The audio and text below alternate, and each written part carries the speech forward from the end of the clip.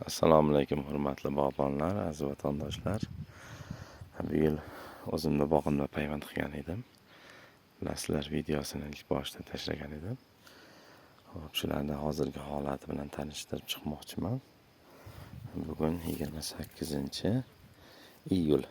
Buni endi biz ularni kaltaklarini qo'yib kesib chiqqanimiz biroz kech qoldik. Haqiqatdan hali ham o'zimiz uspet qilolmagan joylarimiz bor. Hali mana bir ikkita qatorimiz g'ovlab ketgan. Ular nasib qilsa qilamiz bularni ham ishlar tartib bilan. Xo'p. Mana bu yerda asosiy ko'z mana bor. O'suvchi ko'z bor. Mana o'suvchi ko'zni olib tashlaganmiz. Bu yerda birdan mevali ko'zlarni birdan meva so'yib yuborgan mana. Ko'rib turibsiz, mana bu yerda o'suvchi novdalarni olib tashlaganmiz mana. Bu yerda mevali novda chiqaryapti mana. Kaltak chiqaryapti. Buni qilishdan maqsad nega bunday qildik? Haqiqatan tanasini uzun qilib o'stirishimiz kerak edi. 4 metr, 5 metrgacha borardi. Biz asosiy ko'pini tepasini kesdik. Bundan maqsad ya'ni 1 yilda, 2 yilda holatini yashatish, ya'ni bu yil o'zimiz mevali shoxlarni rivojlantirib olamiz va kelasi yildan uni to'liq mevaga yetkazib yuboramiz. Bu ham albatta parvarishga bog'liq. Endi xohlasa mana suvlarni tartib bilan qaraymiz mana. Ikkita qalamcha taqqanmiz, ikkalasi ham ushlab mana. Oshchi novdalar kesib tashlaganmiz. O'zi aslida bularni tursa bo'lardi, biz kesib tashladik. Nega? Chunki tepaga qarab o'sganligi uchun mana. E'tibor bersangiz mana. Bu yerdan mana shoxlar chiqaryapti, mana novdalar chiqaryapti. Bular esa mevali novda hisoblanadi.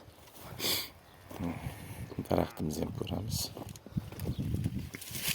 Mana bularni ham xuddi shunday mana. Uchidan kesganmiz, o'rtacha 2 metrdan kesganmiz. To'liq mevali novdalar chiqarib kelyapti. Mana e'tibor bersangiz, hammasidan olib tashlaganmiz bu narsalarni. Bular erkak novdalari bular. Bular o'sadi, tepaga qarab o'sadi, mo'rt bo'ladi bular. Qachondir sinishga olib keladi mana. E'tibor bersangiz, mana yorilyapti.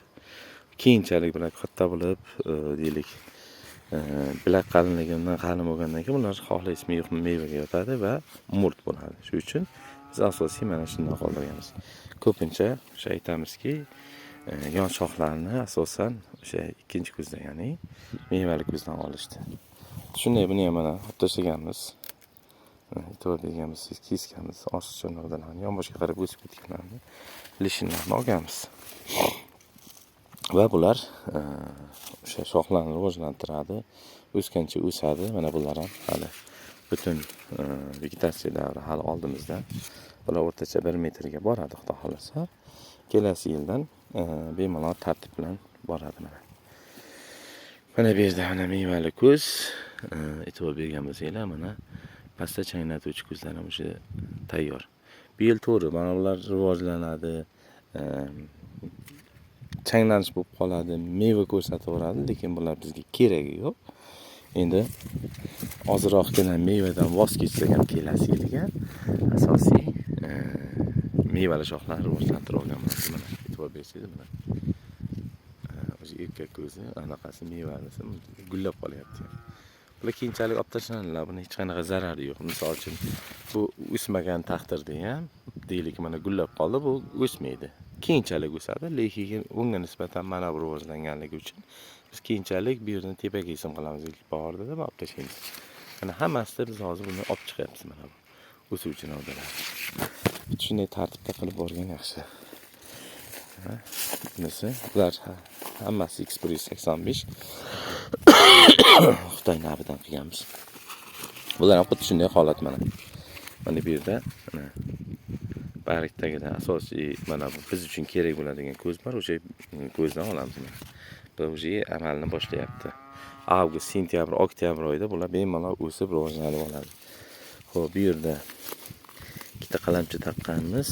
Adashmasam, ikkita qalamcha taqqanmiz. Bittasi yaxshi ko'p rivojlanmayapti. Shunga ham ekvivalent sifatida buni qoldirganmiz. Agar biz buni to'liq olib tashlasak, agar bu qo'rab qoladigan bo'lsa, mana shu yerdan yara tushadi. Shuning uchun qoldirganmiz. Shunga balki shuni o'zidan navda olib, X185 o'zidan navda olib qo'ramiz. Qaymoq qo'ramiz. Mana ko'rib turibsiz mana. Bu bu yerda mana erkak o'zlar ham gullab qo'yapti. Mayli, gullab to'k yuborsin. Bizga hech qanaqa zarari yo'q, chunki bog'imizda asosiy bu yoqda biz uchun kerak bo'ladigan, aytganimdek, o'sha kech gullaydigan sortlarimiz bor. Bularni bemalol shamol orqali chaynatib beradi. Bizga asosan o'sha janub tomondan shamol esadi, bu yog'i janub, g'arb tomondan shamol kelib, bemalol bu bog'imni chaynatib berish imkoniyati bo'ladi. Shu uchun e'tibor bersanglar, mana shu daraxtimizdan, mana shu o'sib turgan daraxtimizdan bu yog'ini biz to'liq etap-etap payvandlab olamiz. Chunki bularda hosil berib yotganlari ham ko'p, hosil bermaganlarni ham etap-etap o'zgartirib olamiz. O'sha ser hosil sortlardan. Alloh nasib qilsa, Xudo kuch-quvvat berib tursa, bu yil yana ham yangi sortlarni olib kelamiz. O'sha Fernand navi, ya'ni Fernand navi kech uyg'onadigan sort hisoblanadi, Fransiya sorti. Bu Fransiya sorti где-то shu aprel oyining oxiri, may oyining boshida uyg'onadi va gullash davri may oyining 15-20larga keladi. Eminda meni o'zimning bog'imda bor u narsani, men tajriba qilib boraman doim. Keyin mevasini bular sentyabr oyining 10-15ga to'g'ri pishiradi. Xuddi shuni endi qardoshlar deymizmi, endi avlodlar sifatida hozir yangi sortlar yaratildi. Xudo xolasa bu yil ularni ham olib kelib shu bog'imizga tarqatamiz. Ya'ni maqsad baland o'smaydigan sortlardan, ya'ni karlikuy sortlardan qilib ko'p hosil olish, sifatli hosil olish.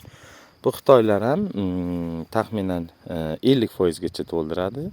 Ichini, misol uchun, kaliy probkasi yirik, po'sti yupqa, ichini to'ldirish 50% oq mag'iz beradi. Fernand ham shunaqa sal po'sti qalin, lekin 55-60% u mag'iz beradi. Chandler sortimiz esa 45, maksimal 50% gacha beradi. Keyingi yaratilgan sortimiz esa u 55-60% gacha beradi. Buni Turkiyada tajriba qilib ko'rishdi. Hammasi zakon. Alloh nasib qilsa bu yil kaltaklardan olib kelib bog'imiz chala joylarga tarqatamiz. Bu Xitoy navi bo'lgan, hammasi aytganimdek. Bu ham bilasizlarki, ancha joylarga mos keldi, xudo xolasa. Hosildorligi o'ta yaxshi. Shu uchun bog'imizda hozir bu yerda taxminan 6 qatorimiz, 7 qatorimiz, taxminan bir 200 tacha 185 dan qildik. Yana boshqa navlardan qilganmiz. Endi maqsad ya'ni o'sha ser hosil navlarni olib kelib ko'paytirish. Mana urush qurbonsiz bo'lmaydi deganday, mana 3 ta taqqamiz, ikkitasi ko'klamagan. Buni himonat qilib buni qoldirganmiz. Buni endi payvand qilib olamiz. Shunday holatlar bog'imizda yo'q emas, bor. Endi bu yil yog'ingarchiliklar o'ta ko'p bo'ldi. Shu sababli baribir ushlamaganlarni payvand qilamiz. Bularni ham shunday ko'rib turibsiz. Ikkita qalamchi taqilgan, ikkalasi ham ushlagan. Mana kallos qismi yopib, bu yilda o'zida bular ustini yopib oladi. Kelasi yilga buni bittasini olib tashlab, bitta tanaqa rivojlantiramiz. Buni mana e'tibor bergan bo'lsangiz, mana olib tashlaganmiz. O'suvchi novdani mevali novda qo'yganmiz.